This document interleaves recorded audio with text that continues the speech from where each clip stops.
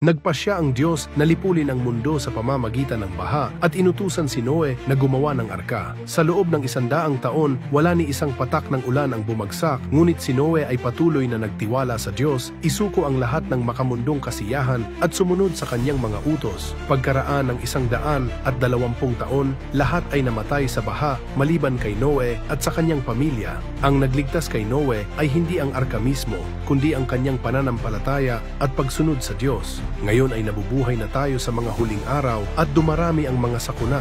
Gayunpaman, tayo ay abala sa ating pang-araw-araw na buhay, nakatuon sa pagkain, pag-iinom, pag-aasawa, pagtatrabaho at pagkita ng pera nang hindi nakikinig sa salita ng Diyos. Kapag dumating ang malalaking sakuna, makakaligtas ba tayo tulad ng ginawa ni Noe?